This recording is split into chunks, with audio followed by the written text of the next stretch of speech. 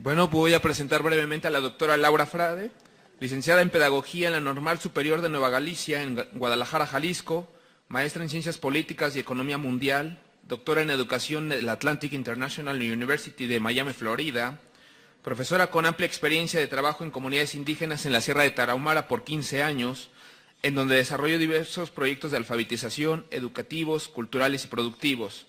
Ha participado en varias investigaciones internacionales sobre temas de género, educación, salud y desarrollo social. Es autora de reconocidos textos y libros, entre los que se destaca su investigación sobre la capacidad para educar como una forma más de las inteligencias múltiples, estableciendo con esto que existe otra más de las 8 mencionadas por Howard Gardner, hecho que el autor mismo le reconoce por escrito. Los resultados de esta investigación han sido publicados en su libro Inteligencia Educativa. Es coordinadora de la Maestría en Educación de Multiversidad Mundo Real Edgar Morán y ha desarrollado una investigación sistemática del pensamiento complejo en su vínculo con la educación, ponencia que nos va a dar en este momento. Muchas gracias.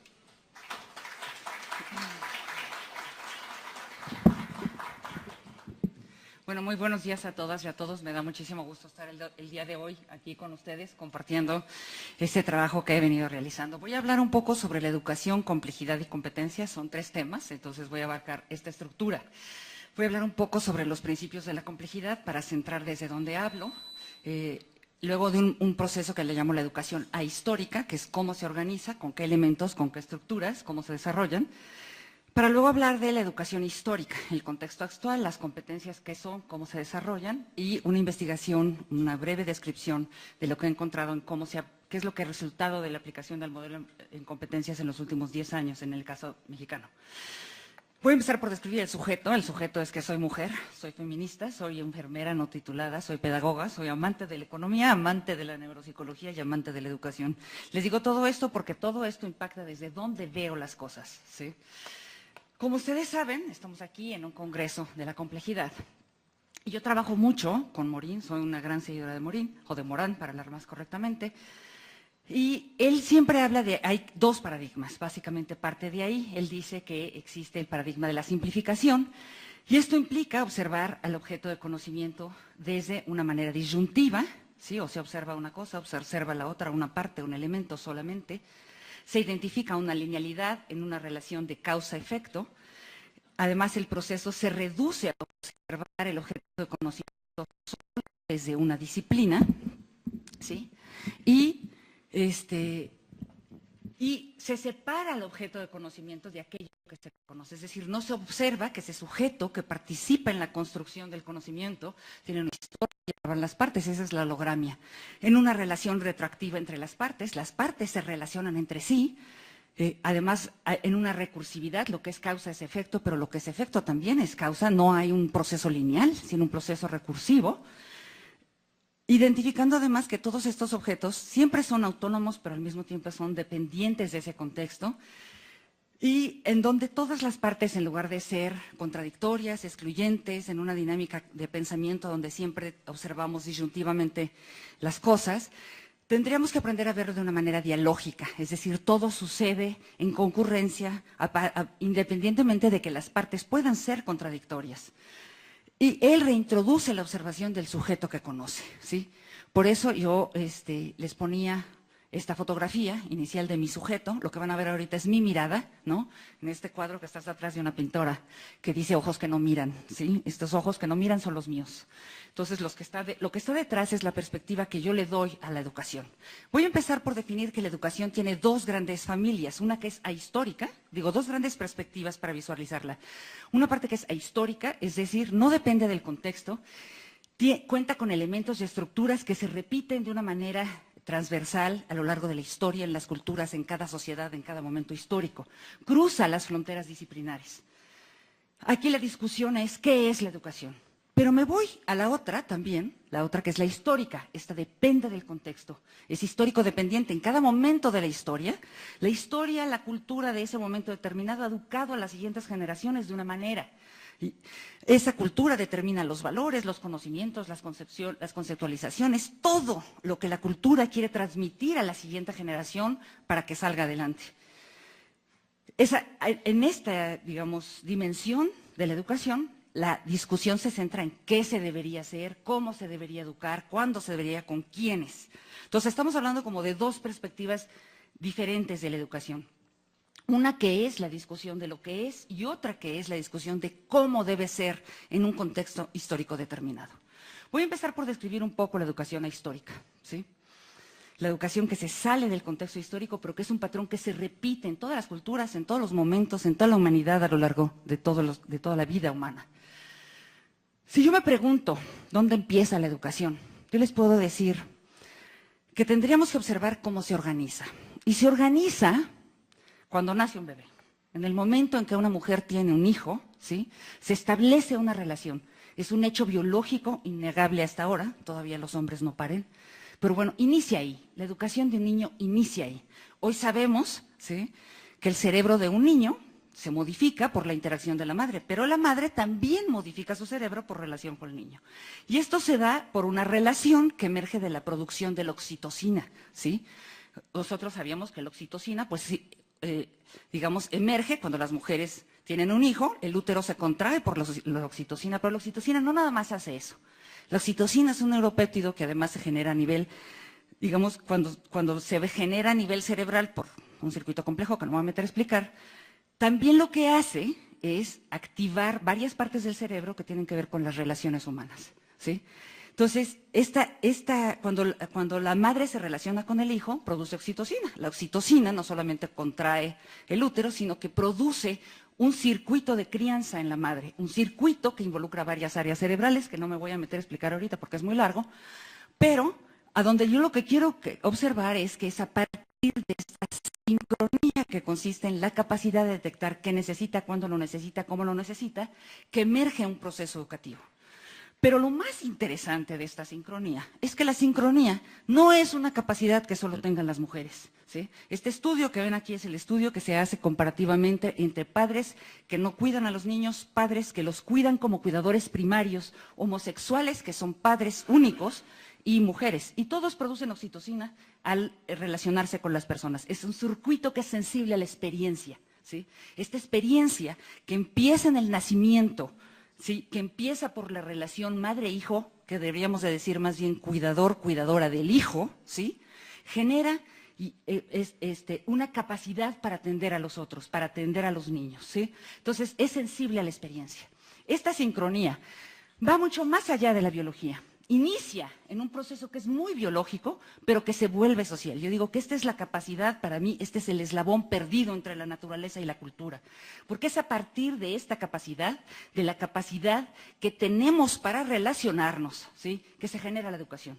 La educación es netamente social, pero inicia en un proceso biológico. Inicia, bien lo decía Vygotsky, este gran psicólogo ruso, que la instrucción precede al desarrollo, es de afuera hacia adentro, es la cultura, es la relación de la cultura de las personas más experimentadas con las menos experimentadas, que generan desde el inicio un proceso de relaciones que va a abarcar la totalidad del sujeto. La totalidad del sujeto es que cuando uno empieza a educar a alguien, observa todo a la vez, observa a un ser humano completo, que no está dividido en partecitas, ¿sí? A partir de este sujeto, la relación que se establece es identificar la necesidad educativa. ¿Qué necesita este sujeto para aprender, para comportarse, para salir adelante, para comer, para vivir, para vestirse, para sentirse bien? Es una necesidad educativa que es totalizante. Esta sincronía, entonces, observa el sujeto total. Esta observación, ¿sí?, que es sincrónica, que establece la relación educando-educador, que además, repito, la oxitocina no solo se produce en el que educa, se produce en el que es educado. Es una cosa impresionante, o sea, los dos producen oxitocina y es por la oxitocina que se pueden relacionar y establecer un diálogo. Es en esta relación sincrónica educando-educador a donde se observa el contexto, se logra el aprendizaje, la enseñanza-aprendizaje y con ello la autonomía. Esta sincronía es profundamente dinámica. ¿Por qué es dinámica? Porque varía con la edad. No es igual la que se realiza con un niño preescolar que con alguien con el doctorado. Varía con las sociedades, varía con las culturas, varía en las condiciones de emergencia, en las guerras, en los accidentes, en los temblores. Varía en términos de las relaciones de poder. ¿Cómo se observa el educando, cómo se observa el educador en las culturas? Es diferente. Algunos son muy autoritarios, algunas culturas, otras son más permisivas, otras son más democráticas, pero estas relaciones de poder se modifican culturalmente. Esta sincronía ¿sí?, que realicen inicialmente las madres, y ustedes identifican, hay 3 ámbitos de desempeño: la educación, la salud y la atención mental, que hoy se separan en la educación, la medicina y el psicólogo o el psiquiatra. Pero inicialmente es el todo a la vez, el sujeto que está frente a uno es todo a la vez. Entonces, esta sincronía es lo que yo llamo que es la capacidad inherente al ser humano para educar. Esta sincronía implica el establecimiento de un sistema educativo que yo le llamo el sistema educativo original. Es la relación entre 2 actores, educando-educador, como bien lo decía Freire, a donde ambos se relacionan, ambos enseñan, aprenden, ambos aprenden entre sí. Están en continua relación, es una relación que es sincrónica. La mejor educación es la que logra la sincronía, es decir, la capacidad de responder a las necesidades del sujeto en tiempo y forma. Este educador establece la meta. Sí, normalmente los educadores decimos, bueno, que necesita aprender este niño, esa es la meta. Hace una mediación social, interviene para que lo logre. Y allí las variantes culturales para la intervención son a la N. Utiliza una serie de herramientas, juegos, símbolos, mapas, de procesos didácticos que representan el signo y el símbolo de la cultura a adquirir por el otro. Evalúa constantemente, ¿sí? El inicio de la capacidad sincrónica es evaluar constantemente, ¿sí? La relación de los cuidadores madre-hijo, padre-hijo con los hijos, detecta qué aprende, qué necesita aprender, cómo se le enseño, pero además qué ha aprendido, qué le falta, qué hago, qué sigue. La evaluación es constante, ¿sí? Entonces, eso es lo que hace el educador. ¿Qué hace el educando? Logra la meta, ¿sí? Responde, ¿sí? Genera estos instrumentos, se apropia de los signos culturales, bien lo decía Vygotsky, de los instrumentos culturales que son el lenguaje y la cultura, y va emitiendo un resultado, emite un resultado siempre que aprende, y eso es observado por el educador a su vez para mejorarlo, ¿sí? Esta relación que es sistémica, ¿sí?, se da en un contexto, es un contexto que es socioeconómico y cultural. Es a partir de ese contexto que el sistema educativo se erige. Es una relación, ¿sí?, que además se establece inicialmente entre 2 actores, pero que en la medida en que se multiplican los educandos, se complica la relación. Es decir, de tener un hijo a tener 9, pues la relación es más complicada. Pero de tener un niño o un estudiante en el aula a tener 60, 70, 65, 30, ¿sí?, actualmente el bachillerato mexicano hay 65, pues cada vez es más complicado. Entonces, la relación se complica en la medida en que tú tienes más cantidad dentro del aula. Este sistema educativo original, ¿sí?, se encuentra en un contexto. Y ahí cabe la pregunta, bueno, el contexto, ¿cuál es el rol del contexto? ¿Limita, condiciona este sistema, lo determina, es parte del sistema o le da forma? ¿Sí? Luhmann, este gran sociólogo, dice que el sistema social le da forma al contexto. En la educación esto es clarísimo. Es a partir del contexto que se educa. En la globalización se educa a partir de observar la globalización. En la cultura nómada original, cuando cambiabas, pues educabas a partir de ese contexto. Este contexto le da, ¿sí?, al educador la meta, el proceso y el resultado. Sin embargo, este contexto no es parte del sistema, ¿sí? Existe una relación sistema-entorno. ¿Sí? Ese sistema, esa relación, ¿sí?, voy a retomar un concepto de Morin, se autoecoorganiza en el contexto. Es decir, el sistema educativo observa el contexto lo impacta, pero el sistema educativo impacta el contexto, ¿sí? Hay digamos, una relación que es bioantropopsicosocial, cultural, económica y política en el sistema. Este sistema inicia por la biología y termina por las relaciones políticas, ¿sí? Entonces, este sistema educativo se genera en respuesta al contexto, pero también es causa-efecto, tiene una relación de dependencia y autonomía con el contexto, ¿sí? Entonces, todo sistema educativo es curioso, pero recibe insumos, impactos del contexto, pero como no es parte del mismo, puede transformarlo. El sistema educativo transforma ese contexto, ¿sí? ¿Cómo impacta entonces el contexto el sistema educativo original? Pues el contexto le da las metas, los procesos, los resultados. Es a partir de observar qué necesita esa persona para educarse, ¿sí?, que se educa. Se detecta la meta, el tipo de intervención, cómo es la intervención, ¿sí?, y se identifica lo que el sujeto tiene que aprender de acuerdo a la edad, a la condición, al contexto, ¿sí? De ahí emergen las necesidades de aprendizaje.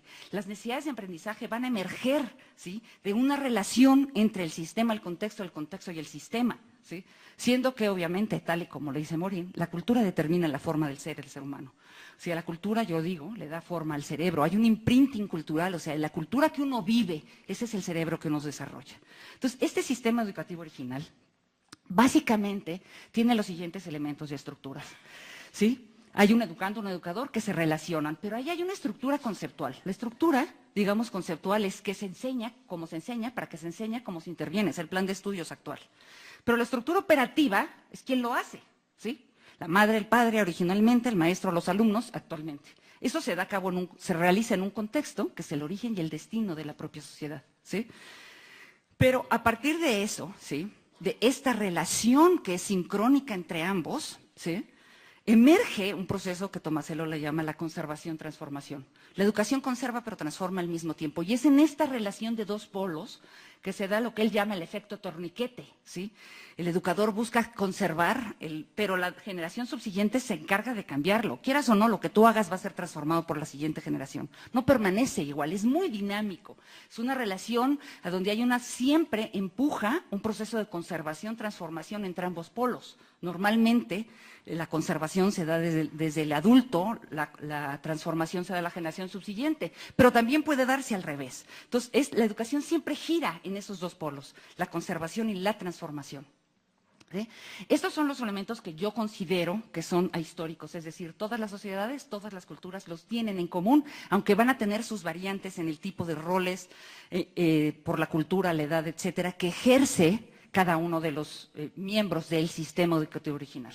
Si yo me voy ahora a la educación histórica, ¿sí?, yo voy a ver que este sistema educativo original, digamos, evoluciona en una estructura operativa, ¿sí? Evoluciona, digamos, inicialmente en una estructura operativa, es decir, en la medida en que el contexto se complica, ¿sí?, en esa medida van a aparecer otros sistemas necesarios para educar a esa persona.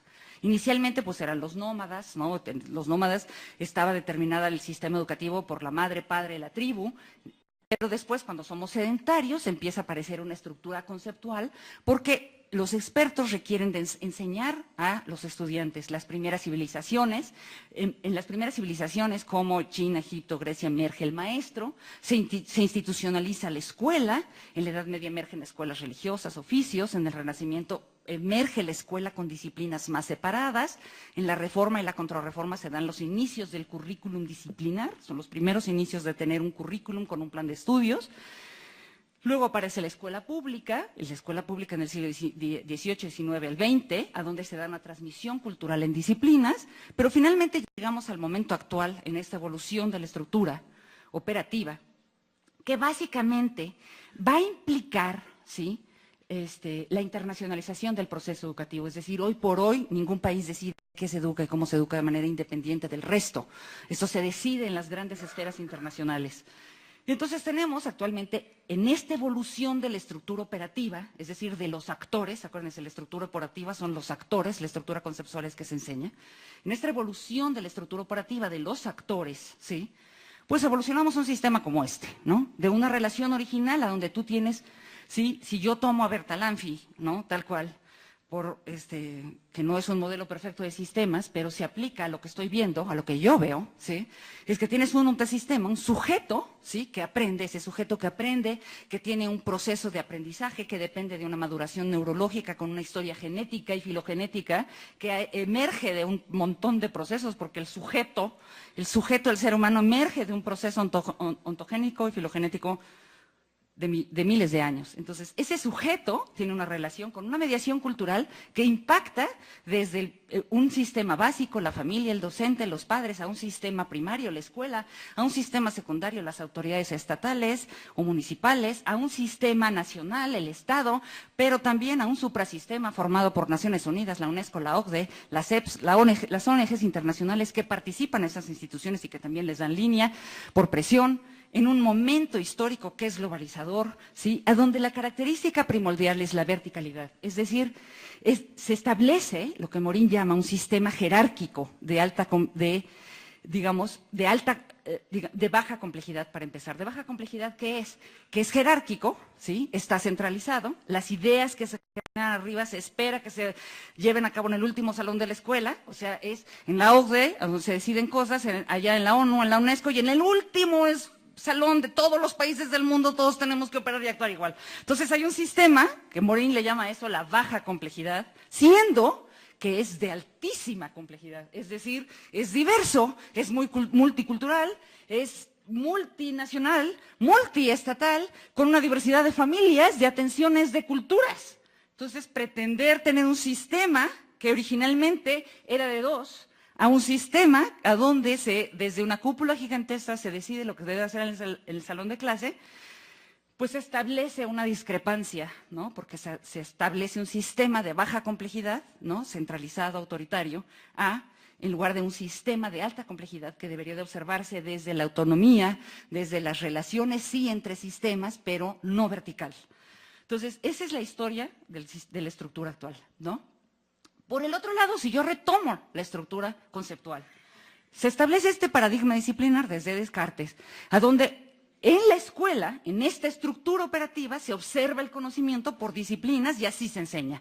Entonces, se enseña, ¿sí?, a partir de este árbol, ¿no?, que se los pongo porque es de Descartes, tal cual, la totalidad de la filosofía se asemeja a un árbol, él decía, cuyas raíces son la metafísica, el tronco es la física, las ramas que brotan del tronco son las otras ciencias que se reducen principalmente a tres, la medicina, la mecánica y la moral, ¿sí? Entendiendo por esta la más y alta perfecta moral que, presuponiendo un completo conocimiento de las otras ciencias, es el último grado de la sabiduría. Entonces, emerge entonces, paralelamente a esta estructura operativa, una estructura que se establece desde 1647, que es disciplinar. Esta enseñanza disciplinar, pues actualmente va del preescolar al doctorado, menos en la multiversidad, claro está, pero bueno, es del preescolar al doctorado.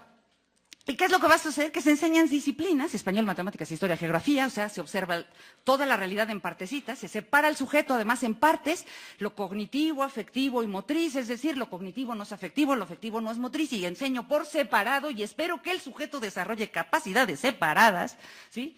En actores separados, el culpable es el maestro o el culpable es el estudiante, separándolo del contexto, es decir, sin visualizar dónde vive, quién es, cómo hace, es decir, no se observa la relación.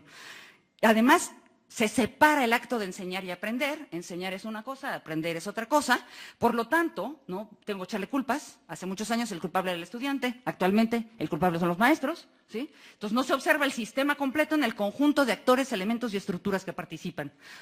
Lo que nos lleva, esta estructura disciplinar, nos llega también a un paradigma didáctico subyacente al paradigma disciplinar. Y es que para que el alumno aprenda, primero tiene que conocer, luego tiene que comprender y luego algún día lo aplicará. ¿Y entonces qué sucede? ¿No? Que tengo objetivos con un proceso que va a dar en explicaciones, a donde el resultado es la reproducción. ¿Sí? La reproducción tal cual de lo que yo le enseñé, sin observar el proceso de conservación, transformación, que naturalmente emerge en los procesos educativos. Eso, digamos, en el conductismo, inicialmente eso se veía como la meta, el objetivo, las explicaciones y la reproducción. En el caso del constructivismo sigue siendo lo mismo. El maestro tiene una intención que se traduce en un proceso constructivo de mapas mentales, elaboraciones, preguntas, experimentación, pero donde le voy a exigir al estudiante que me diga lo mismo, porque finalmente se evalúa lo mismo, y los que son maestros saben lo mismo que yo. Aunque el proceso sea constructivo, se le exige al estudiante que reproduzca lo mismo, ¿sí? Entonces, esta estructura, ¿no?, que es, digamos, disciplinar con un paradigma didáctico subyacente a ese proceso disciplinar separado en partes, lo único que observa es el aprendizaje como cambio cognitivo. Cuando la persona aprende, modificó sus estructuras cognitivas, como si eso nada más existiera dentro de un sujeto que es afectivo, motriz, social, cultural, histórico al mismo tiempo, ¿sí? Entonces, frente a esta, digamos, esta serie de disyunciones, ¿no?, porque además, si se observa la conducta, no se observa la construcción es disyuntiva de la conducta, y si observo el conocimiento, no observo los valores, y si observo los valores, no observo las decisiones. O sea, esta serie de separaciones que generan un aprendizaje netamente cognitivo en la escuela, ¿sí?, enfrentan una realidad que es cada vez más compleja, ¿sí? Es una realidad que emerge de lo que ya varios llamamos la globalización, es decir, es global, todo lo que sucede en el mundo actual es global y local al mismo tiempo, ¿sí? Es tan global como que un indígena tenga un celular con acceso a la pornografía de China, así es. O sea, es local y es global. Se observa en el mundo entero un proceso que es globalizante. Lo que sucede en un lugar parte de lo que sucede a nivel global, y lo que sucede a nivel global se observa a nivel local. En un proceso de internacionalización, nacionalización del Estado, o sea, creemos que el Estado tiene todas las facultades, pero entra en relación con N cantidad de actores internacionales y con N cantidad de empresas internacionales. Entonces, en esta internacionalización exigimos un Estado nacional para la solución de todos los problemas del mundo.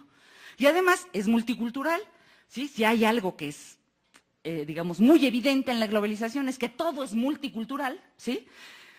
Pero, sin embargo, existe lo que Morín llama, y me fascina en uno de sus libros, ¿no? La cultura de masas. La cultura de masas que es vertical, emerge de arriba abajo, a donde toda gente en el mundo usa Facebook, ¿no?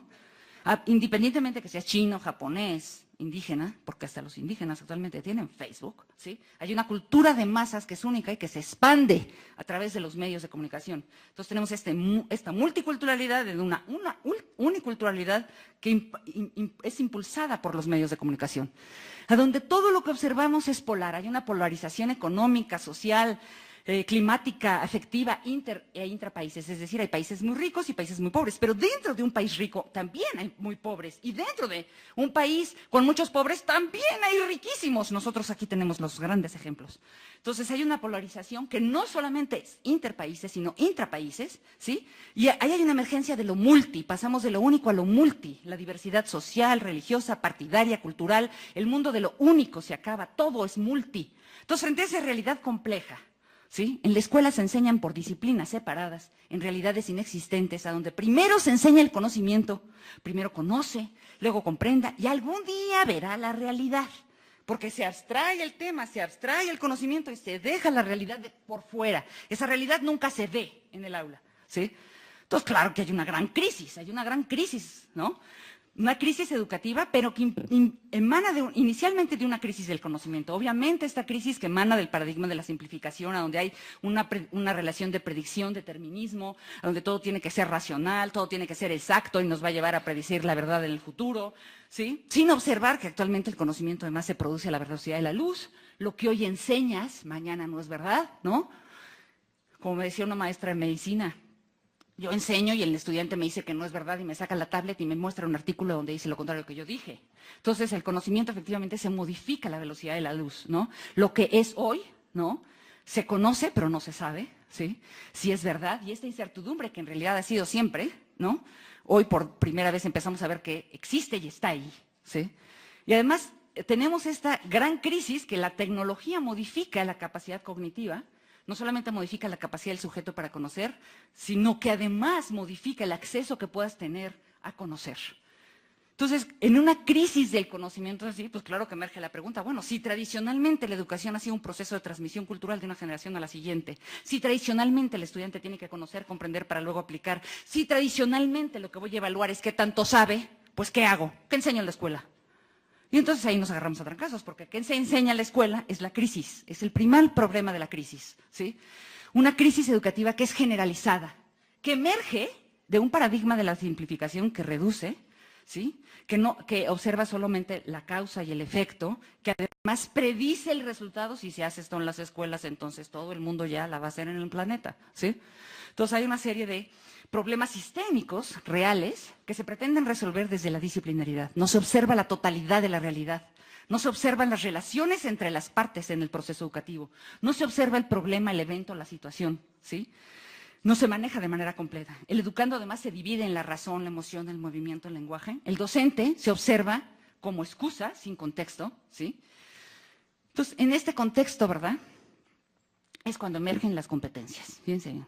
En este contexto que implica, por un lado, una educación que sea histórica, con un sistema original que sigue y perdurando a la fecha, porque aunque digan que la tecnología va a sustituir a los maestros, no es así, porque existe un elemento clave que se llama oxitocina, y la oxitocina es de tocarse, es una relación social. La educación emana de la sociedad y de las relaciones entre las personas. Entonces, en un contexto así, que emana desde una relación, termina en un contexto todo disparatado por la crisis disciplinar, por la crisis del conocimiento, por la crisis de la tecnología, por la crisis de la insuficiencia, ¿sí? Me voy a regresar un poco a la lámina de esta, ¿sí? La crisis de la insuficiencia, le llamo yo. Cuando esa realidad es tan compleja, lo que se enseña en la escuela es tan insuficiente que todo el mundo opina y todo el mundo se mete. Sí, opina la ODE, opina la CEP, opina la UNESCO, opina el supervisor, opina. Todo el mundo opina porque es imposible educar al niño del siglo XXI en un contexto tan complejo como ese. Entonces, a partir, digamos, de eso, ¿sí? En este contexto, digamos, emergen las competencias. Y emergen precisamente como una respuesta a la complejidad, como una respuesta a la complejidad del contexto actual. Se adoptan, ¿no?, desde los niveles más altos del suprasistema, ¿sí?, como una salida a la necesidad educativa, ¿sí?, como una salida para decir, bueno, si no podemos seguir en la dinámica de la transmisión del conocimiento, sea por construcción, sea por conducción, si no podemos seguir con un proceso educativo separado en partes, entonces, ¿qué vamos a hacer? ¿Sí? Trabajar y desarrollar competencias. ¿Pero qué es una competencia? ¿Sí? Es la capacidad articuladora del sujeto. Los seres humanos lo que tenemos es una capacidad para articular capacidades, ¿sí? En una acción. Articulamos todas las capacidades en una acción, en un desempeño que se realiza en un contexto, ¿sí? Con diversas intenciones. Eso es una competencia, ¿sí? Entonces, los planes y programas actuales se dirigen en varias partes del mundo ya hacia el desarrollo de competencias. ¿Qué es la competencia? Eso, la acción en contexto. Una acción que se realiza con diversas intenciones. ¿Sí? Entonces, la competencia, los planes y programas se dirigen al desarrollo de competencias. La competencia es la meta educativa que se va a desarrollar por un proceso que es la serie de pasos que llevan al sujeto, ¿sí?, a lograr esa competencia y que se va a observar además cuando el sujeto la haga en un contexto. Es decir, no voy a observar solo lo que el sujeto sabe, voy a observar lo que el sujeto hace en un contexto determinado. Les pongo un ejemplo aquí, miren. Una competencia de cualquier ser humano en cualquier lugar del mundo es cuida de sí mismo en cualquier contexto. Esta es ahistórica y es histórica. Desde el principio de la humanidad, los seres humanos hemos aprendido a cuidarnos, ¿sí? Entonces, actualmente, ¿cuáles son los pasos para cuidarse? En uno de los temas, porque esa competencia cuida de sí mismo, como lo voy a ver más adelante, es interdisciplinar y transdisciplinar, ¿sí? Lleva a cabo un proceso. Voy a tomar solamente el de nutrición. Pues alguien que aprende nutrición para cuidarse, pues distingue los alimentos no nutritivos, describe el plato del bien comer, cuántas proteínas, vitaminas tienes que comer, combina los alimentos, escribe una dieta nutritiva, pero además regula su alimentación en los diversos contextos, ¿sí? Entonces, ¿qué va a pasar? Si yo aprendo todo esto, quiere decir que si tengo que estar a dieta, voy a estar a dieta de lunes a viernes, pero también el viernes, pero también el sábado, pero también en Navidad. Es decir, en todos los contextos yo soy capaz de regular la dieta que consumo. Fíjense cómo estoy hablando de dos cosas diferentes. Yo me puedo saber perfectamente los grupos de alimentos y romper la dieta, nada más me la ponen enfrente. Es decir, cuando el contexto se modifica, el sujeto hace otra cosa. La competencia exactamente es la capacidad que tiene el sujeto para articular todos los recursos que posee. Conocimiento, habilidad, destreza, actitud en un desempeño frente al contexto, ¿sí? El contexto marca la diferencia. Si yo guardo la dieta, como así lo hago yo, de lunes a viernes, ¿sí? Y el sábado pues es fiesta, ¿no? Y no se diga Navidad, pues entonces nunca hago la dieta, ¿sí? Es decir, me modifican el contexto y dejo de ser competente. Entonces, la competencia no es competir. La competencia es esta capacidad del sujeto para enfrentar los diversos contextos. Es una capacidad que además no es lineal. Cuida de sí mismo, no tiene esta lógica lineal de debe de aprender a cuidarse. Entonces, para hacerlo va a conocer la nutrición. Y entonces, para hacerlo, algún día va a comer. Igual con el sexo. No, va a conocer la sexualidad. Algún día, cuando ya sepa todo sobre la sexualidad, va a tener relaciones sexuales responsables. Fíjense que no es así. No es así porque las competencias son recursivas de la acción. Se desarrollan en la medida en que el sujeto la hace. Uno cuida de sí mismo desde preescolar.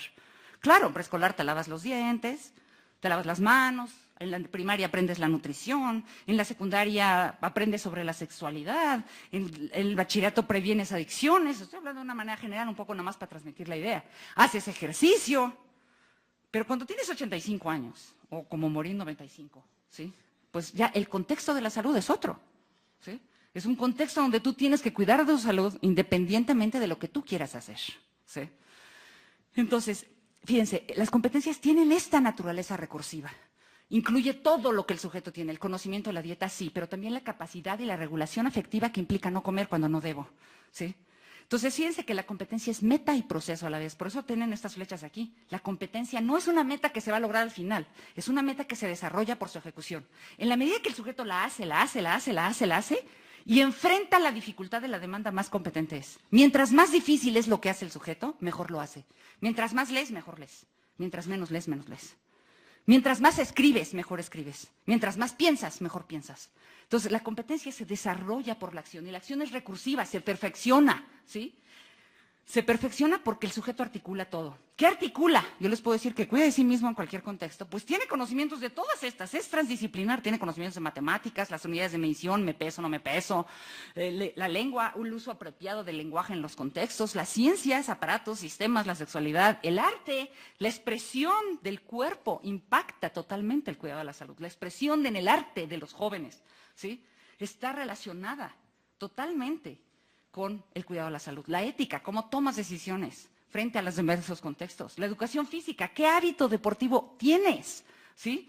La ubicación, dónde estás, cómo estás, la historia, las lecciones aprendidas que manejan de la historia. Todo eso tiene que ver con el cuidado de sí mismo. Es interdisciplinar y es transdisciplinar. Porque yo puedo ver, cuida de sí mismo cuando estudio matemáticas y cuida de sí mismo cuando estuve en el arte. Cuando trabajo con los docentes les digo en matemáticas, es que si tú ves educación financiera, tú puedes enseñar que el sujeto se cuide, para que no se endeude y luego lo metan al bote por no pagar. O sea, el asunto es que es así de complejo. O sea, tú puedes enseñar cuidar de sí mismo en todas las asignaturas y todas las asignaturas contribuyen a cuidar de sí mismo. Entonces estableces un proceso interdisciplinar y transdisciplinar, ¿sí?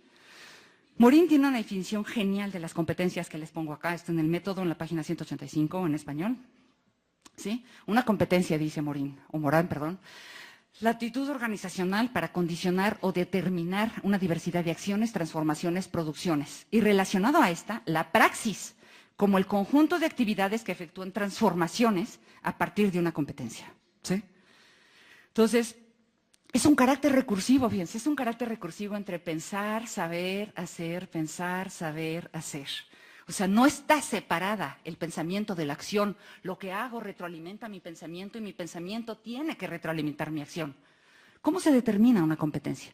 Como una competencia es compleja, se puede observar desde todas las disciplinas, desde la psicología educativa, el origen inicial, la primera definición la da Robert White en 1959. Brunner, McClellan, Gardner, todos estos psicólogos norteamericanos de Harvard, todos ellos, básicamente definen a la competencia de capacidades que dirigen una acción, ¿sí? Es lingüística también, ¿no? Chomsky la definía, la competencia es lingüística, el ser humano se caracteriza por eso, ¿sí? En la filosofía, Verón decía, es la capacidad para construir un discurso filosófico ideológico.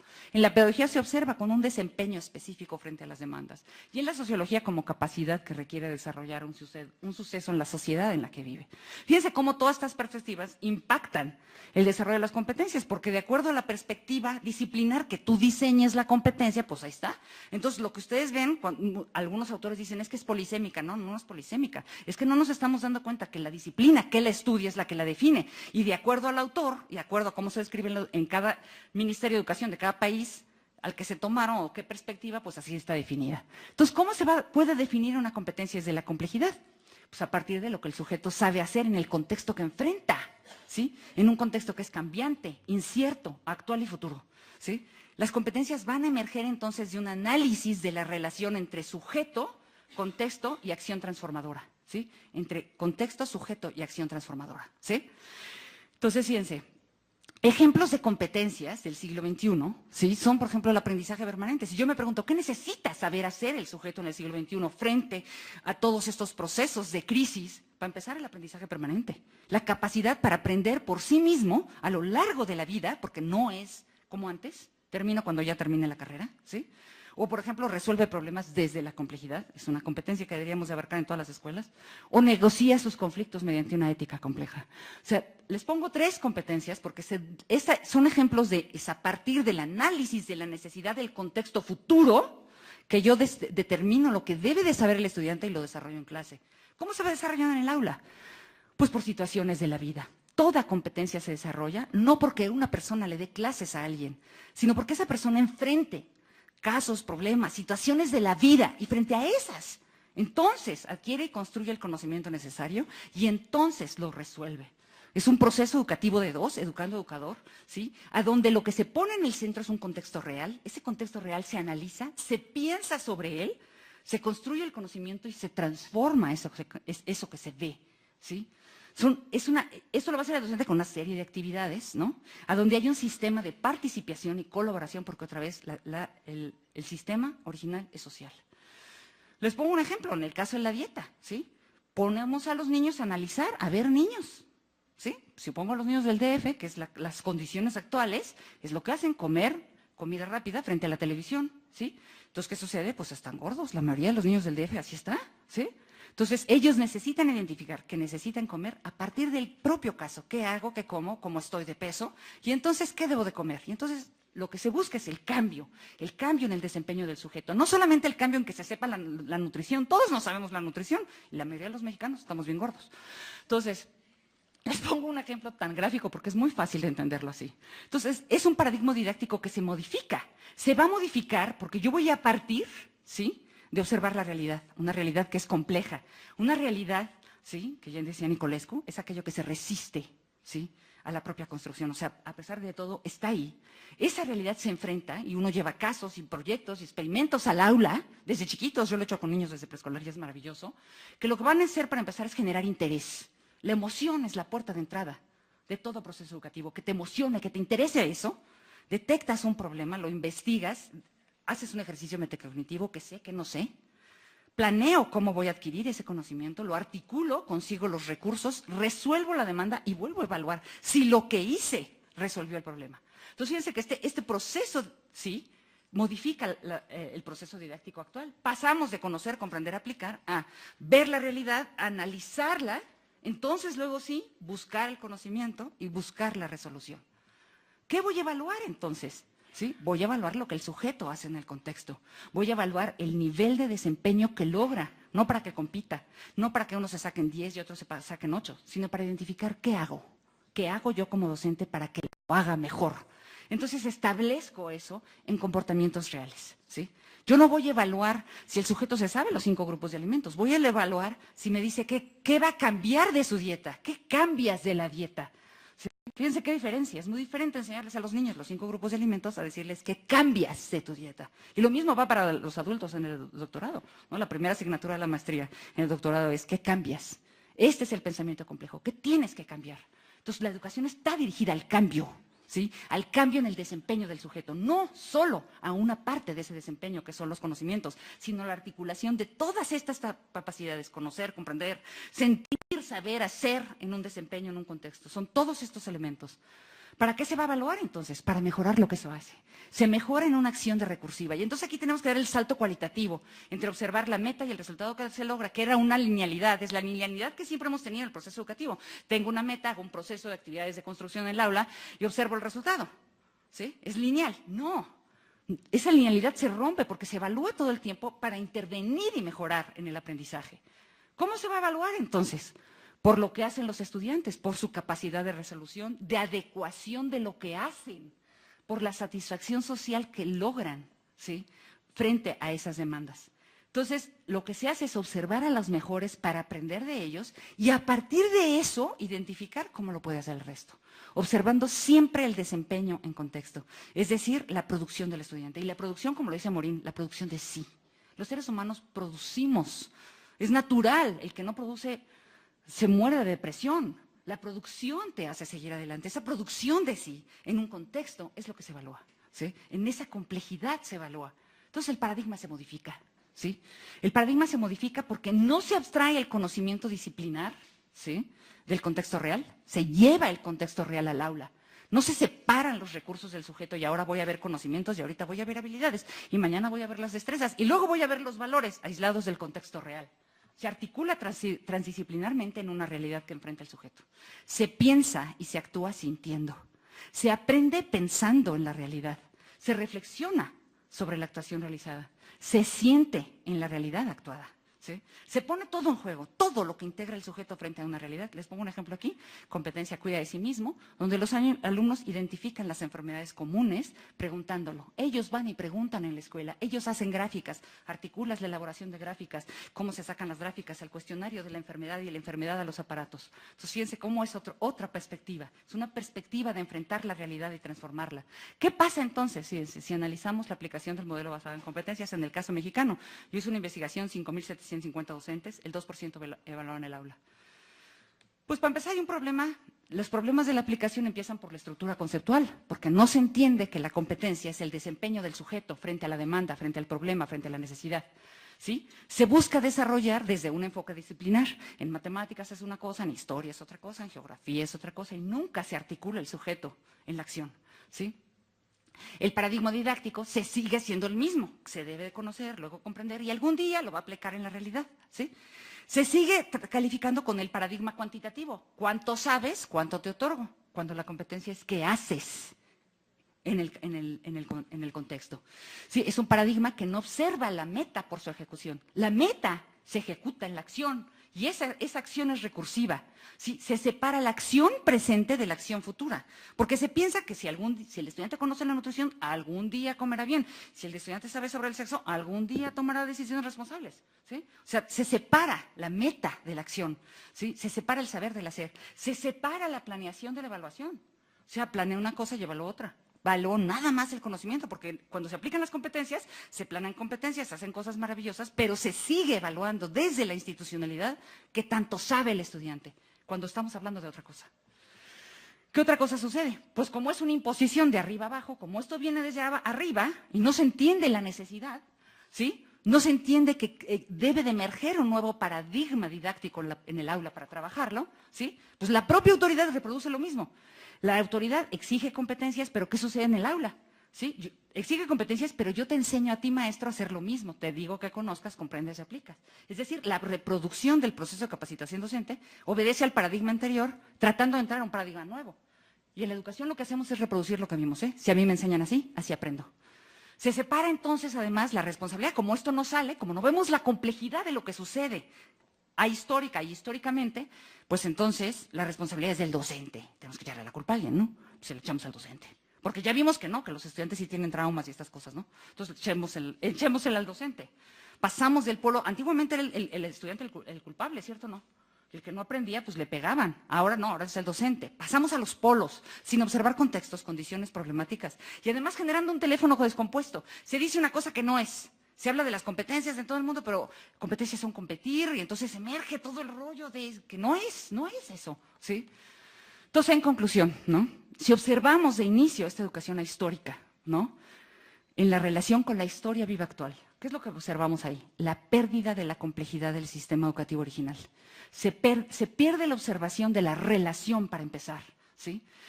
O sea, el principal problema es que perdimos la sincronía. Perdimos la sincronía entre los actores, entre la relación educando-educador. Perdimos, además, la observación del contexto, que no es global y no es local, es local. Son las dos cosas al mismo tiempo. No son contradictorias. Bueno, sí son y no son. Son concurrentes y no concurrentes. O sea, es todo al mismo tiempo. Lo que es global es local. Y perdimos, además, ¿sí? Digamos, queremos que esta baja complejidad que se da en algunas culturas de un sistema autoritario, centralizado, se genere para todo el mundo. Entonces, opera un sistema de baja complejidad autoritario, vertical, de arriba abajo, hasta el aula, ¿sí? Lo que se decía en la OCDE, hasta el aula, en varios países del mundo, y los que no son de la OCDE también, porque se impactan, ¿sí? Tenemos ese sistema de baja complejidad y lo trasladamos, ¿sí? En lugar de observar que el sistema es de alta complejidad, tendría que ser diferenciado, autónomo, sí en relación, sí en contacto, sí observando lo que emana de varias fuentes y de todo este proceso de internacionalización, pero observando lo local y global al mismo tiempo. Es decir, tendríamos que luchar por la emergencia de los sistemas educativos de alta complejidad, ¿sí?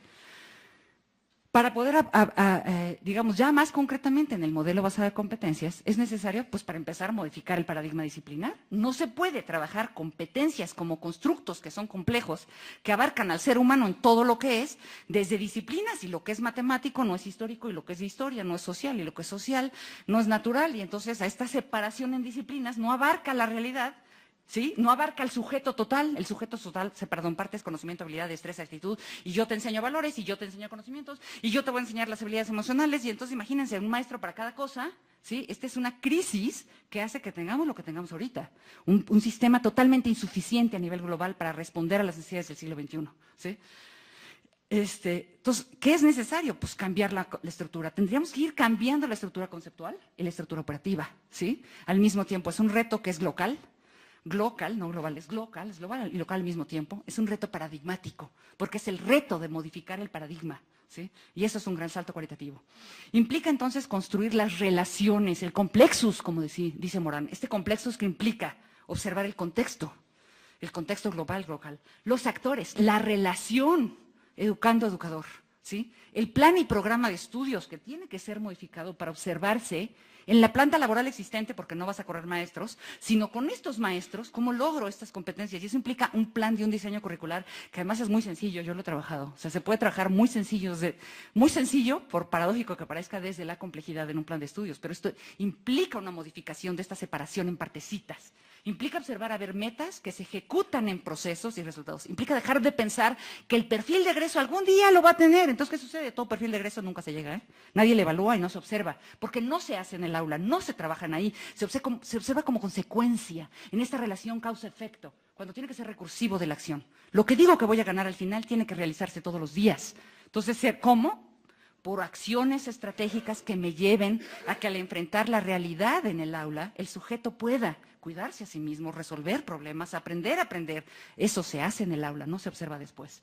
Siempre en una relación que tiene que ser sincrónica y amorosa, ¿sí? La educación no puede ser solo tecnológica porque emana de la oxitocina. Y la oxitocina es tocarse. La oxitocina empieza por los ojos. Ya no les expliqué la laminita primera porque no tengo tiempo, pero esa laminita es genial, porque es todas las capacidades del sujeto y cómo es sensible a la experiencia. Como padres homosexuales desarrollan la misma capacidad que una madre, y es por la relación, y es una relación que emana de esa relación sincrónica que es amorosa. Hasta aquí llegué. Muchísimas gracias.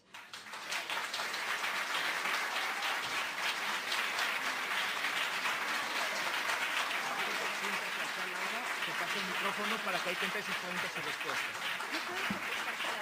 Sí, bueno, que vayan. Sí.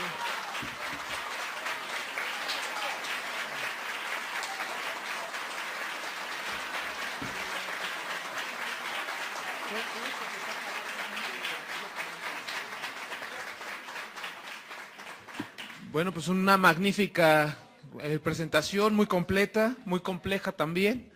Tenemos tiempo para unas preguntas. Levante por favor la mano para que algún compañero de los organizadores les pueda pasar el micrófono. Por favor, allá Israel,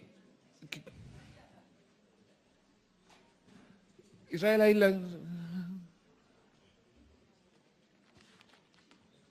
Lo único que les pido es si pueden formular por favor su pregunta para que podamos abarcar la mayor parte y también la cuestión de si pudiesen decir su nombre, de qué país provienen, la ubicación y la carrera, o vaya pues una definición sencilla, ¿no? De qué formación tenemos.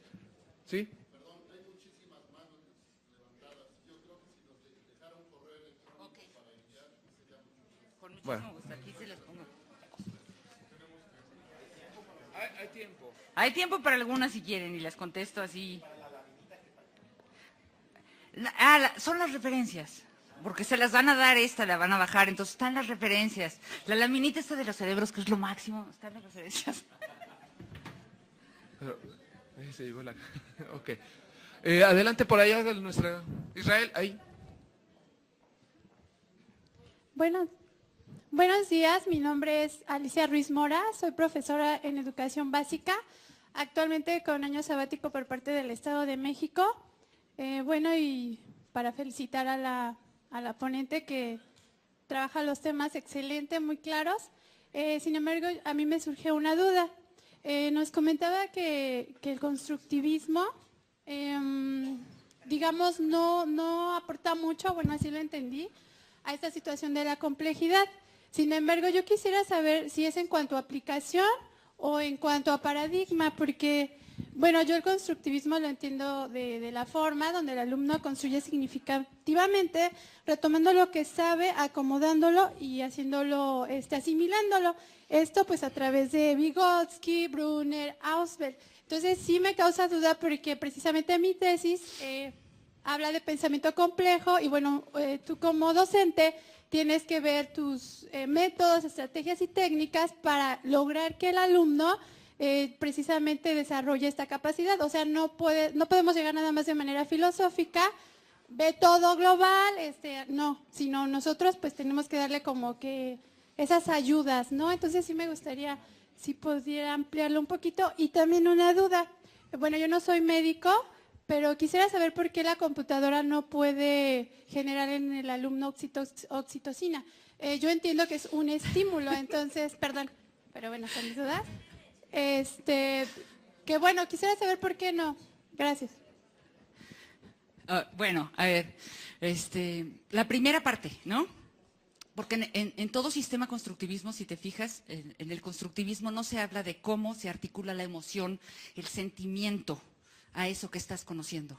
Es una de las grandes deficiencias. La otra es por el proceso de construcción, ¿no?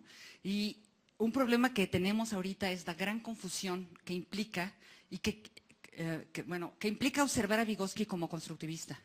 ¿Sí? Yo estoy totalmente en desacuerdo con decir que Vygotsky es constructivista. No es constructivista. De hecho, yo creo que si volviera a vivir le da un infarto. ¿Sí? Vygotsky hace todo un proceso hegeliano y marxista.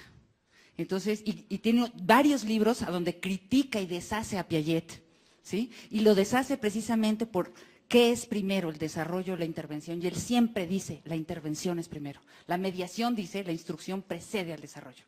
Yo estoy totalmente convencida, hay 80 casos de niños aislados. ¿Qué pasa con un niño aislado? Se tara, no se relaciona, no se desarrolla, cognitivamente hablando. Entonces, bueno, y por el asunto de la oxitocina es porque tiene que ver con el tacto, o sea, el cuidado. Si ustedes, esta lámina, ya no me metí a platicarles porque son varios experimentos, hay muchísimos escritos, búsquenlo en inglés, sincronía. Sí, sincronía y oxitocina, ese es para que salga oxitocina, busquen sincronía y oxitocina. Entonces, hay muchísimos estudios, o sea, ¿qué pasa con una madre cuando le ponen un video de su hijo y está llorando, ¿no? Y luego sacan la resonancia y le toman la sangre, le toman sangre. Y entonces ven el nivel de oxitocina en sangre, cómo sube. Y luego ven cómo esa oxitocina se ubica en el cerebro, ¿sí? Entonces, es un inicio emocional. De hecho, hay varios estudios que tienen que ver con cómo la oxitocina impacta la construcción del aparato afectivo del sujeto, la relación con los otros. Entonces, una computadora no hace eso, ¿sí? O sea, si tú pones un bebé, de hecho, en Estados Unidos los pediatras tienen la consigna de prohibir el uso de computadoras antes de los 2 años de edad. ¿Por qué? Porque no desarrolla todos los 5 sentidos al mismo tiempo. El ser humano para desarrollarse tiene que desarrollar los 5 sentidos al mismo tiempo. La computadora tiene 2 dimensiones, por más que quieras, o sea, 1 y 2. O sea, no hueles para empezar, ¿sí? O sea, yo tengo un libro que se llama Aprender desde el cerebro, donde le digo, el olfato desarrolla la abstracción, es el olfato. Y en las computadoras no huelen. Y si huelen mal, qué pena. O sea, me explico, entonces, o sea, son los 5 sentidos los que entran en contacto. Con un ser humano, ustedes véanlo, en una clase virtual, ¿no? O sea, a mí me pasa muchísimo, es que no les veo las caras, yo por las caras me guío, si no veo caras, no sé qué está pensando la gente. Entonces, la cara me dice, ¿sí? La cara. Y hay un proceso compliquísimo ahí, porque de la sincronía puedo escribir un libro completo. Pero, digo, hay esas ausencias, pues, ¿no? Entonces, una tarea es separa a Vygotsky del resto y estúdialos por separados. Y otra tarea es esto, es el contacto. El contacto es físico, es los 5 sentidos al mismo tiempo. ¿Sí? Okay. Acá en el centro, nada más les pido de favor que nos digan su nombre y de dónde provienen, por favor. Mi nombre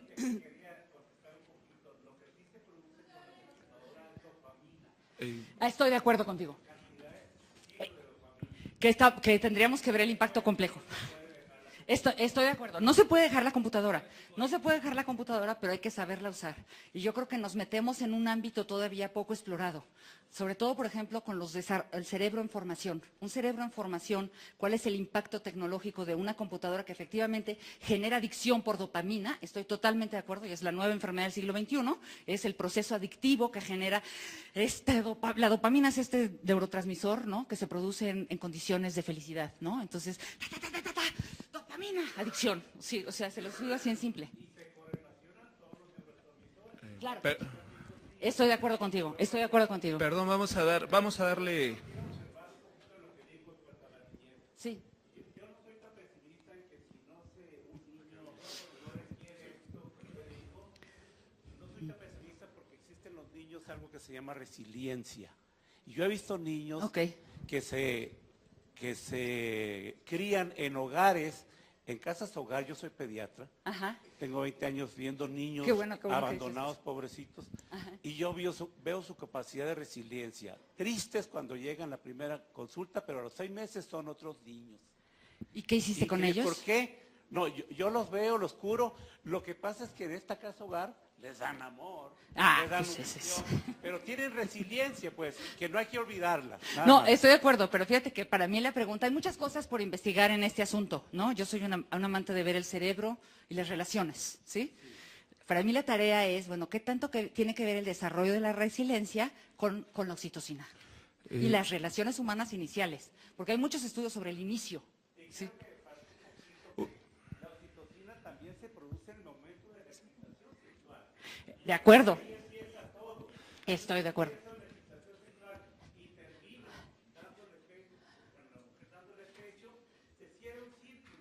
Estoy de acuerdo.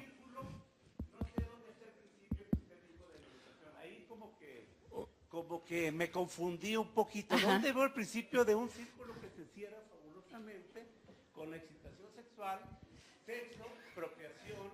Estoy de acuerdo. Bebé, y luego se cierra. No encuentro dónde está ese principio. ¿Dónde entra la cultura? ¿Dónde entra la cultura? No encuentro. Yo sí te digo, digamos, es hipótesis todavía. Yo considero. Ok, no, estoy de acuerdo. Es la relación naturaleza-cultura y ahí tenemos la brecha disciplinar. Observo la naturaleza, él es médico y por eso el sujeto implica, observo la naturaleza o observo la educación, la cultura y la educación, ¿no?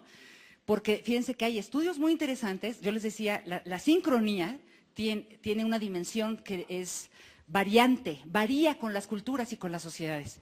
¿En qué momento la madre atiende al niño y cómo lo atiende para darle de comer regula posteriormente el impulso, por ejemplo? Entonces, o sea, en esta relación de yo te doy de comer, yo atiendo tus necesidades, implica una regulación de los impulsos posteriores en la acción, ¿sí? Pero además, en ese proceso educativo, ¿sí? Este proceso que implica qué haces y qué no haces, fíjense bien, qué haces y qué no haces, es el inicio del proceso educativo. Es el inicio, es la norma, ahorita hablaban antes que yo de la norma, ¿verdad? La norma cultural empieza en el nacimiento. ¿Cuándo te dejo llorar? ¿Cómo te dejo llorar? ¿Hasta dónde te atiendo y cómo te atiendo? ¿Te quiero o no te quiero? ¿Te doy o no te doy? ¿Te pelo o no te pelo? ¿Sí? Es cultural. Varía con las culturas, esa es la N. Entonces, ahí tienes una primera emergencia del tipo de relaciones que tienen que ver con este nexo naturaleza-cultural. ¿Sí? Yo les pediría de que por favor vamos a regular esto, o sea, ahí, para respetar el orden de las preguntas. Si alguien tiene algún comentario con nuestra ponente, con gusto la puede seguir platicando. Allá afuera hablamos de la oxitocina. A ver, adelante por favor con la pregunta. Hola, ¿se escucha? Ok, mi nombre es Luisa Zúñiga, yo vengo de Chile y...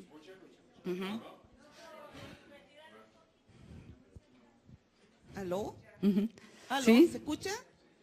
Bueno, mi nombre es Luisa Zúñiga, yo vengo de Chile y soy una artista, soy pianista y antropóloga. Bueno, mi pregunta es lo siguiente. He leído y he escuchado mucho a Albert Jacquard, que es un genetista y filósofo francés, quien nos dice de que por esto de las competencias hemos mandado a miles de seres humanos al tarro de los papeles. Por lo tanto, cada ser humano es tan diferente por su formación, por su forma de vida, por su alimentación, etcétera. ¿Cómo es posible que todavía estemos en este paradigma de las competencias? Es que miren, hay una parte que me salté porque la di por hecho, que la palabra competencia tiene dos acepciones. Una primera que es competir, que viene del griego, y otra que es competere, te compete, ¿sí? El origen, estos dos orígenes confunden, porque en el español nosotros competencia la entendemos como competir deportivo, ¿sí? Si ven esta definición de Morán, lo tengo que aprender de memoria. Esta definición de Morán, ¿no? La palabra en francés no tiene el mismo significado, ni en inglés tampoco, ¿sí? Las competencias emergen aproximadamente en 1959 en Harvard. Harvard es la cuna, ¿sí? Y emerge frente a la crisis del IQ. Cuando el IQ no explica, o sea, el IQ como el coeficiente intelectual, cuando el coeficiente intelectual no explica por qué algunas personas son más exitosas que otras, dicen, pues, ¿qué está pasando? Tenemos genios que son tremendamente infelices. Entonces, hay una serie un psicólogo dice, pues, lo que falta es la motivación. La motivación es la raíz de la competencia. Entonces, la competencia es la acción del sujeto en el entorno frente a un contexto, ¿sí? Y ahí, precisamente, la gran discusión es cuáles son. Si nosotros decimos, bueno, ¿hacia dónde dirigimos? Hablar de competencias es hablar del desarrollo de las capacidades del ser humano. Pero estas capacidades tienen que ver con el contexto, se relacionan con el contexto, entonces son modificables. ¿Sí? Les voy a poner el ejemplo máximo, miren. El maestro, más o menos en la Edad Media, el maestro tenía una consigna, la letra con sangre entra. Y el buen maestro es el que golpea, usted péguele, se acabó. ¿Sí? Hoy, pues lo de menos es que te suba Loret de Mola Televisa, en el caso mexicano, y todo el mundo se entere que madreaste un niño por hablar claro con una palabra muy mexicana. ¿Sí me explico? Entonces, o sea, las competencias son históricas, dependen de un momento sociocultural. Es en ese momento que se deciden. El gran dilema es decir cuáles son, hacia dónde diriges la educación. Si yo digo, en el caso mexicano, bachillerato, una competencia se autodetermina y cuida de sí. ¿Sí? Entonces, ¿para qué educo? Para que se autodetermine y cuide de sí. No lo estoy educando para competir, lo estoy enseñando a tomar decisiones y a cuidar de uno mismo, a un chavo que es adolescente. Entonces, muchos de los problemas con las competencias se originan en la palabra competir y te compete. Te compete, es tu responsabilidad, es tu acción en el contexto que tú estás haciendo, que tú estás decidiendo, ¿sí? Que obviamente tiene que ver con los otros, esto es colectivo, ¿ya? Entonces estamos hablando de dos acepciones, precisamente porque, sobre todo en español, ha causado mucho revuelo, porque es que se entiende como competir y vamos a educar a competir, no, vamos a desarrollar la capacidad del sujeto para actuar en el contexto del siglo XXI.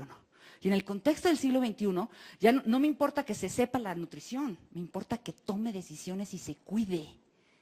¿Sí? No podemos ver el conocimiento aislado de la acción que se produce. ¿Me explico cómo está? Entonces son dos cosas diferentes. ¿Sí? Okay. Por acá, a ver, por favor. Allá, mira. Bueno, ahorita. Sí, por allá, si van preparando por allá también el micrófono, nos vamos en este sentido. Sí, mi nombre es Graciela Galicia, soy psicóloga educativa, trabajo en la UNAM. Bueno, felicidades maestra.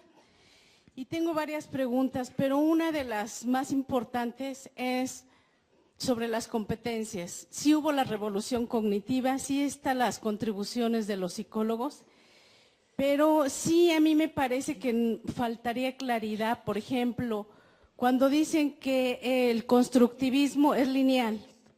Yo ahí disiento un poco porque Brunner es un seguidor de Vygotsky y Vygotsky siempre dice que el sujeto es social, primeramente es social y va a tomar en cuenta siempre las actualidades socioculturales, pero también las históricas.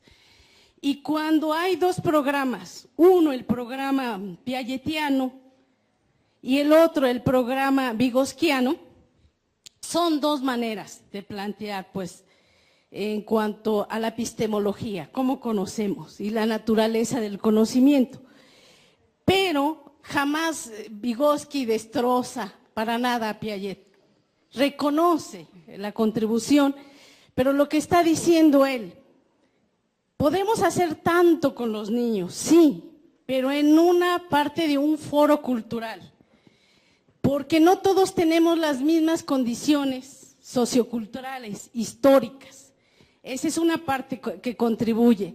Entonces él dice, sí, y sobre todo Brunner, si a mí me dan unos niños con las mismas condiciones que con los que trabaja Piaget, probablemente podríamos hacer varias cosas. Entonces, en este sentido, pues veríamos qué pasa con nuestro país cuando están las reformas, las RIEMs, y decimos, los organismos internacionales son los que dirigen.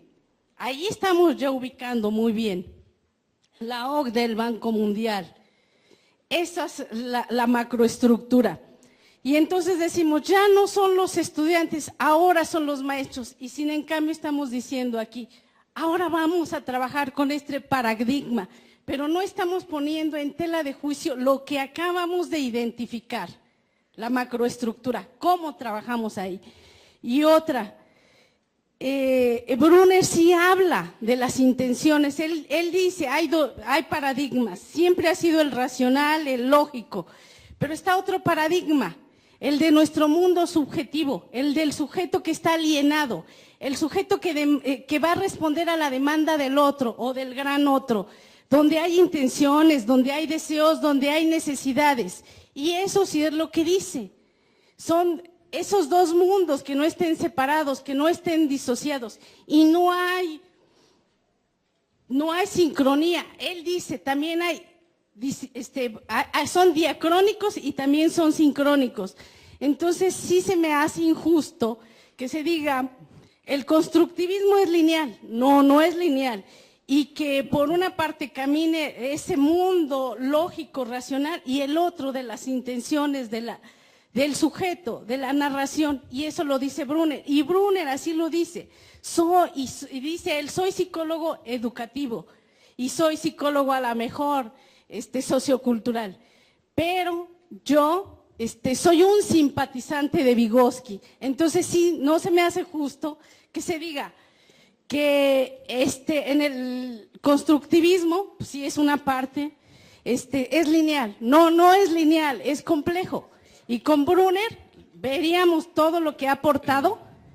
Y él estaría diciendo esto. Veamos eso que acabamos de identificar. Perdón, no trabajemos solamente el estudiante o el maestro. Trabajemos también aquello que estamos identificando. Eso es lo complejo y eso es lo que nos invita Edgar Morán a trabajar.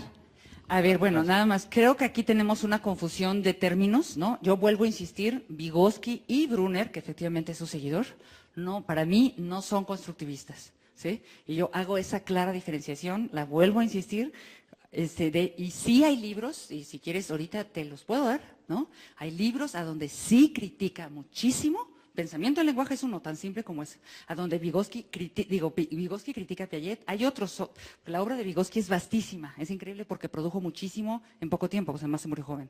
Entonces creo que ahí hay una primera, digamos, hay una diferencia, ¿no?, de opinión. Yo pienso que partamos de cómo definimos epistemológicamente las aportaciones de cada quien, ¿no? Entonces yo estoy convencida de que no hay, hay una discrepancia de origen, ¿no? Dos, cuando yo hablo de que el paradigma constructivista es lineal, me estoy refiriendo al aula, ¿sí?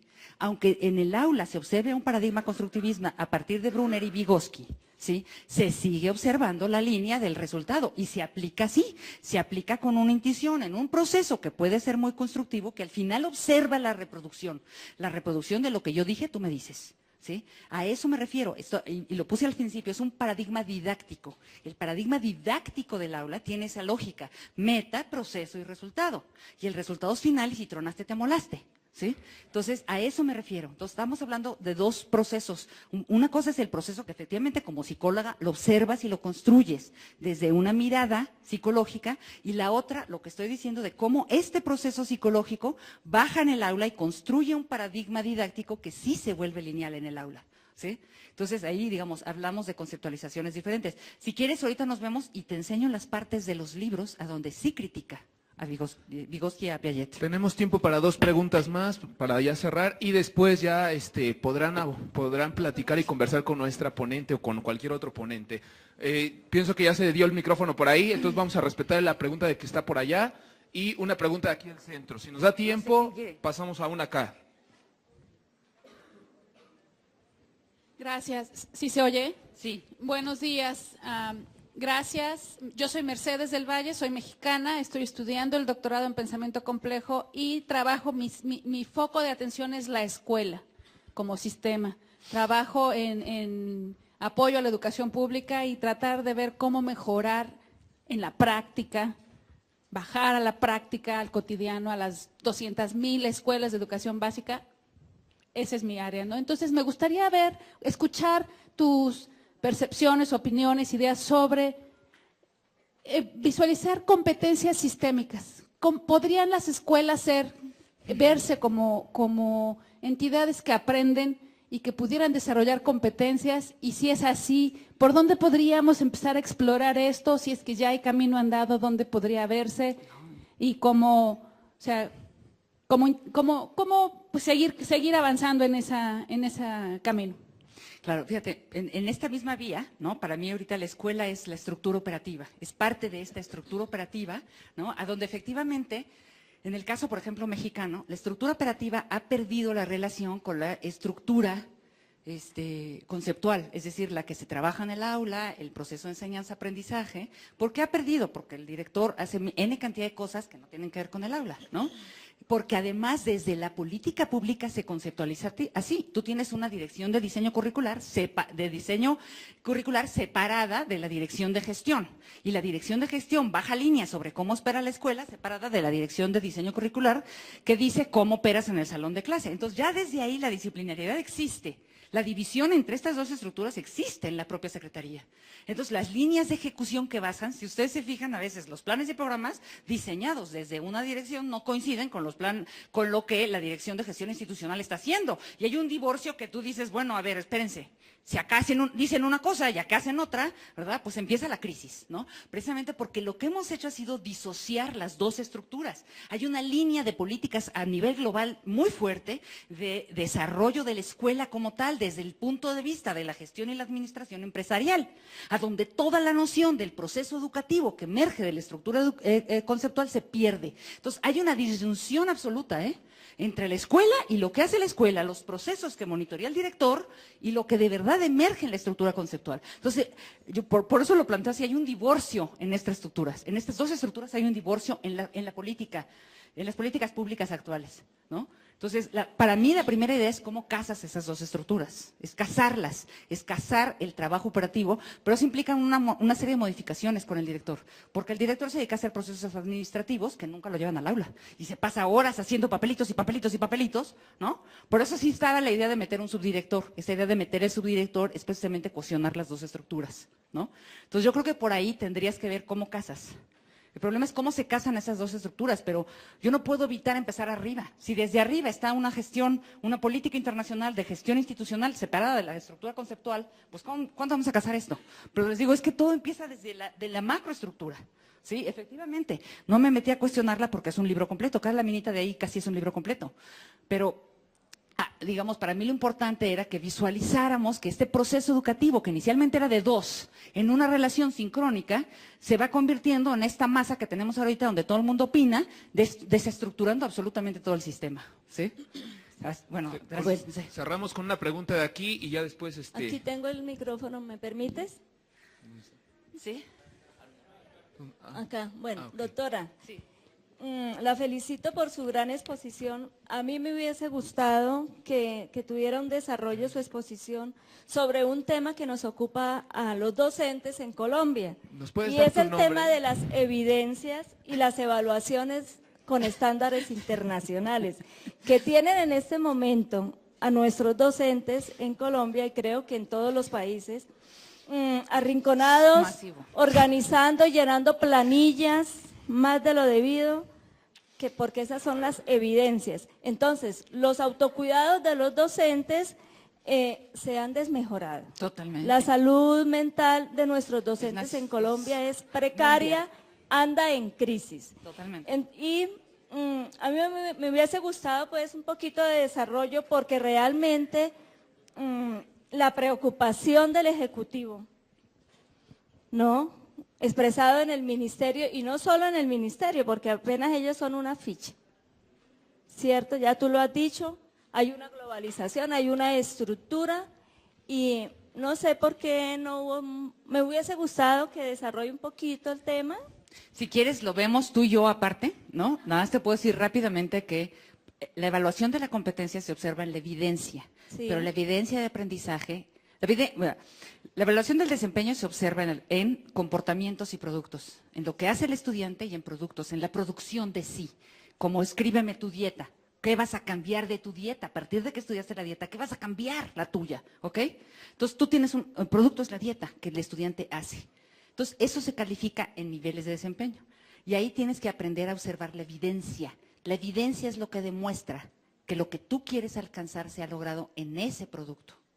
¿Sí? Es muy complejo porque es un salto cualitativo entre calificar con palomitas, sabe o no sabe, sabe los 5 grupos de alimentos, a evaluar el cambio. Claro, pero tendríamos que mirar el tema de si la información suficiente o insuficiente garantiza la competencia y más adelante el desempeño. Claro que no. Tendríamos que mirar ese círculo. Sí, Si quieres, tú y yo las discutimos en la comida. No, ya es una conversación esto. Esta es para que no sea conversación, ¿no? Sí. Nada más te digo, la evidencia de aprendizaje es muy difícil extraerla del desempeño. Pero te digo cómo se hace. ¿Uno ya? ¿Sí? ¿Cuál es tu nombre, perdón? María del Carmen Ochoa. María del Carmen Ochoa. Ok, gracias, María del Carmen. La Unión de Universidades de América Latina y el Caribe y la Multiversidad Mundo Real Edgar Morán le entrega el siguiente recomendación a la doctora Laura.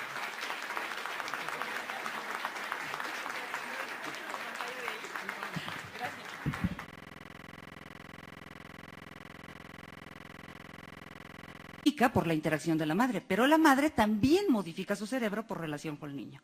Y esto se da por una relación que emerge de la producción de la oxitocina, ¿sí? Nosotros sabíamos que la oxitocina, pues, digamos, emerge cuando las mujeres tienen un hijo, el útero se contrae por la oxitocina, pero la oxitocina no nada más hace eso.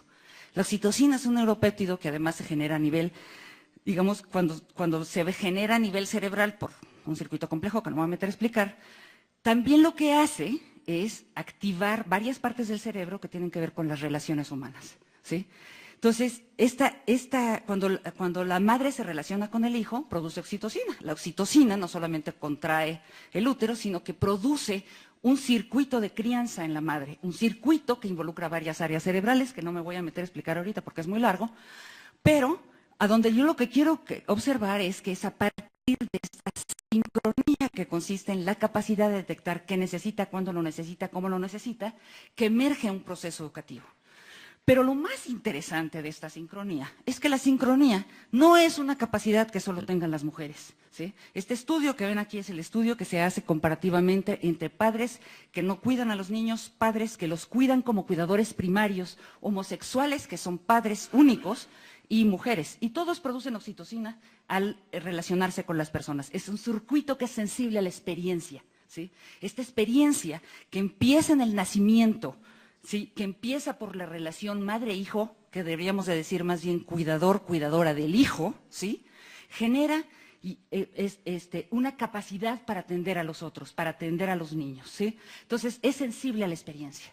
Esta sincronía va mucho más allá de la biología. Inicia en un proceso que es muy biológico, pero que se vuelve social. Yo digo que esta es la capacidad, para mí, este es el eslabón perdido entre la naturaleza y la cultura. Porque es a partir de esta capacidad, de la capacidad que tenemos para relacionarnos, ¿sí?, que se genera la educación. La educación es netamente social, pero inicia en un proceso biológico.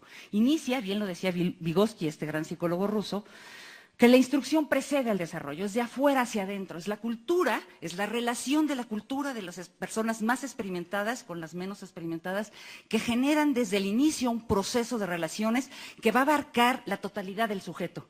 La totalidad del sujeto es que cuando uno empieza a educar a alguien, observa todo a la vez, observa a un ser humano completo, que no está dividido en partecitas, ¿sí?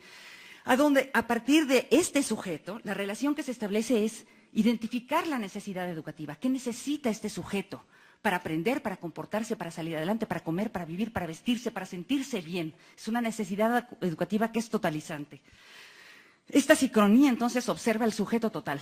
Esta observación, ¿sí?, que es sincrónica, que establece la relación educando-educador, que además, repito, la oxitocina no solo se produce en el que educa, se produce en el que es educado. Es una cosa impresionante, o sea, los dos producen oxitocina, y es por la oxitocina que se pueden relacionar y establecer un diálogo. Es en esta relación sincrónica educando-educador, a donde se observa el contexto, se logra el aprendizaje, la enseñanza-aprendizaje y con ello la autonomía. Esta sincronía es profundamente dinámica. ¿Por qué es dinámica? Porque varía con la edad. No es igual la que se realiza con un niño preescolar que con alguien con el doctorado.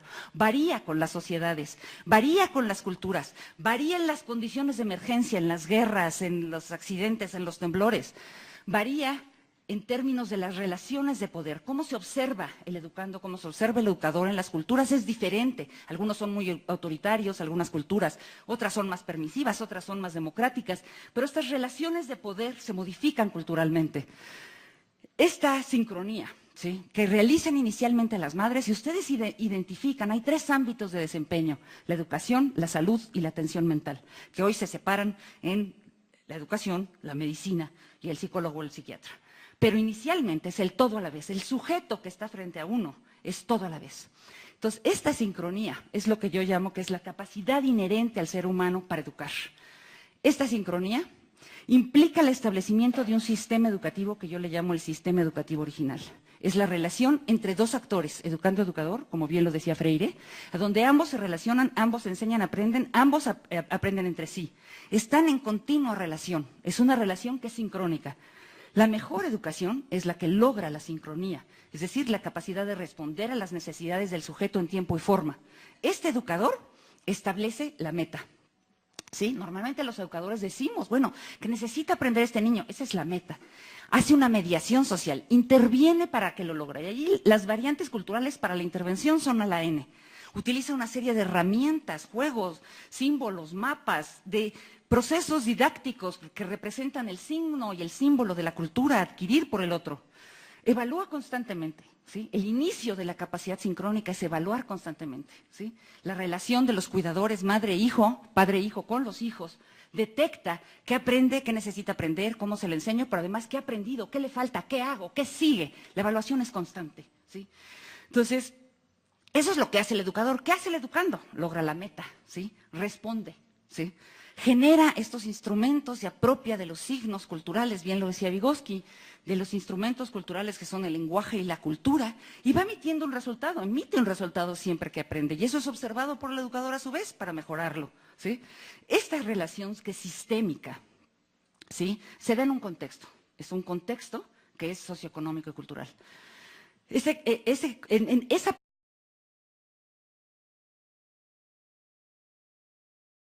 Bueno, voy a presentar brevemente a la doctora Laura Frade, licenciada en Pedagogía en la Normal Superior de Nueva Galicia, en Guadalajara, Jalisco, maestra en Ciencias Políticas y Economía Mundial, doctora en Educación de la Atlantic International University de Miami, Florida, profesora con amplia experiencia de trabajo en comunidades indígenas en la Sierra de Tarahumara por 15 años, en donde desarrolló diversos proyectos de alfabetización, educativos, culturales y productivos. Ha participado en varias investigaciones internacionales sobre temas de género, educación, salud y desarrollo social. Es autora de reconocidos textos y libros, entre los que se destaca su investigación sobre la capacidad para educar como una forma más de las inteligencias múltiples, estableciendo con esto que existe otra más de las 8 mencionadas por Howard Gardner, hecho que el autor mismo le reconoce por escrito. Los resultados de esta investigación han sido publicados en su libro Inteligencia Educativa. Es coordinadora de la Maestría en Educación de Multiversidad Mundo Real Edgar Morán y ha desarrollado una investigación sistemática del pensamiento complejo en su vínculo con la educación, ponencia que nos va a dar en este momento. Muchas gracias.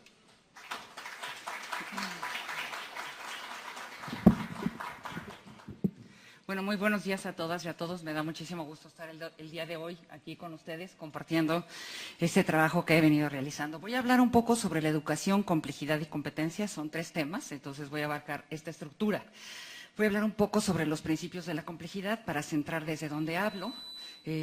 Luego de un proceso que le llamo la educación ahistórica, que es cómo se organiza, con qué elementos, con qué estructuras, cómo se desarrollan. Para luego hablar de la educación histórica, el contexto actual, las competencias que son, cómo se desarrollan y una investigación, una breve descripción de lo que he encontrado en qué es lo que ha resultado de la aplicación del modelo en competencias en los últimos 10 años en el caso mexicano. Voy a empezar por describir el sujeto. El sujeto es que soy mujer, soy feminista, soy enfermera no titulada, soy pedagoga, soy amante de la economía, amante de la neuropsicología y amante de la educación.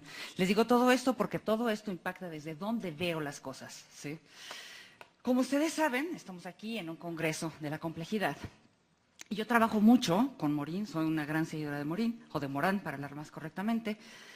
Y él siempre habla hay 2 paradigmas, básicamente parte de ahí. Él dice que existe el paradigma de la simplificación, y esto implica observar al objeto de conocimiento desde una manera disyuntiva, ¿sí? O se observa una cosa, se observa la otra, una parte, un elemento solamente. Se identifica una linealidad en una relación de causa-efecto. Además, el proceso se reduce a observar el objeto de conocimiento solo desde una disciplina, ¿sí? Y se separa el objeto de conocimiento de aquello que se conoce. Es decir, no se observa que ese sujeto que participa en la construcción del conocimiento tiene una historia y van las partes. Esa es la hologramia. En una relación retroactiva entre las partes se relacionan entre sí, Además, en una recursividad, lo que es causa es efecto, pero lo que es efecto también es causa. No hay un proceso lineal, sino un proceso recursivo.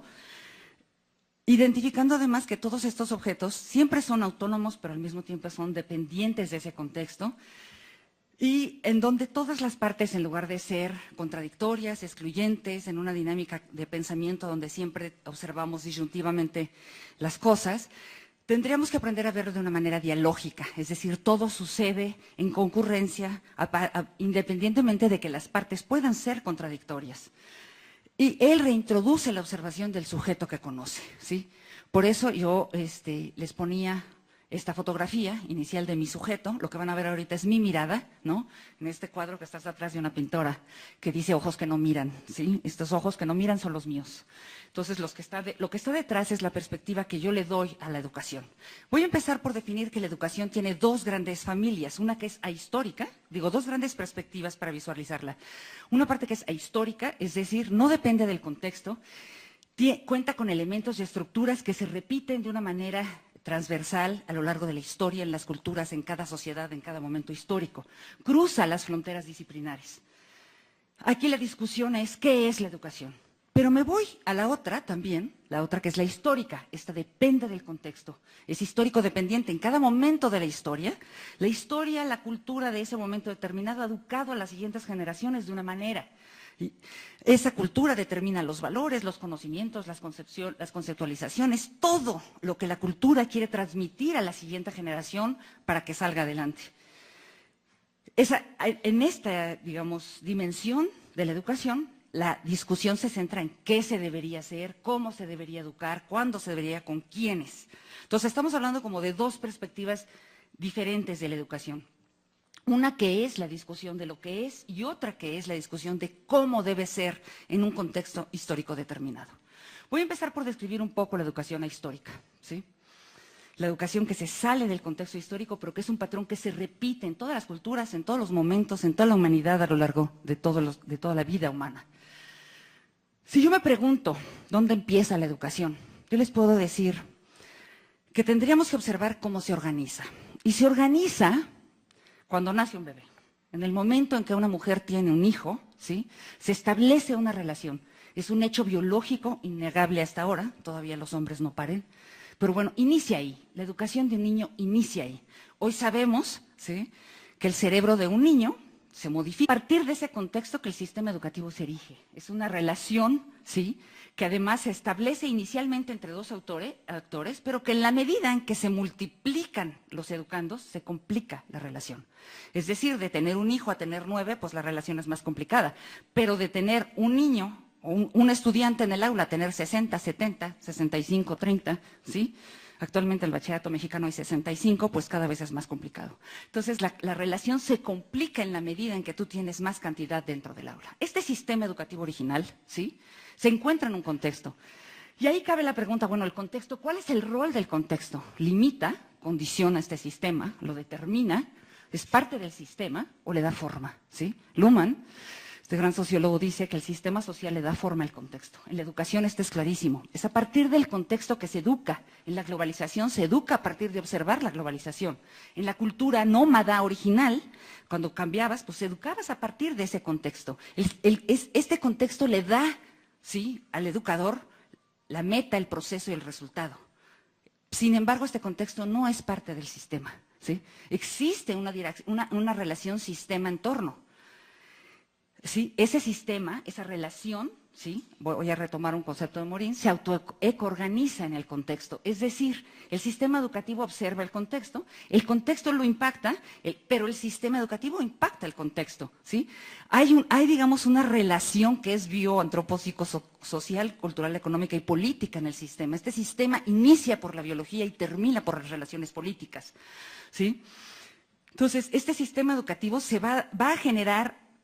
genera en respuesta al contexto, pero también es causa-efecto, tiene una relación de dependencia y autonomía con el contexto, ¿sí? Entonces, todo sistema educativo es curioso, pero recibe insumos, impactos del contexto, pero como no es parte del mismo, puede transformarlo. El sistema educativo transforma ese contexto, ¿sí? ¿Cómo impacta entonces el contexto del sistema educativo original? Pues el contexto le da las metas, los procesos, los resultados. Es a partir de observar qué necesita esa persona para educarse, ¿sí?, que se educa. Se detecta la meta, el tipo de intervención, cómo es la intervención, ¿sí?, y se identifica lo que el sujeto tiene que aprender de acuerdo a la edad, a la condición, al contexto, ¿sí? De ahí emergen las necesidades de aprendizaje. Las necesidades de aprendizaje van a emerger, ¿sí?, de una relación entre el sistema, el contexto y el sistema, ¿sí? Siendo que, obviamente, tal y como le dice Morin, la cultura determina la forma del ser humano. Si a la cultura, yo digo, le da forma al cerebro, hay un imprinting cultural, o sea, la cultura que uno vive, ese es el cerebro que uno desarrolla. Entonces, este sistema educativo original básicamente tiene los siguientes elementos y estructuras, ¿sí? Hay un educando, un educador que se relacionan, pero ahí hay una estructura conceptual. La estructura, digamos, conceptual es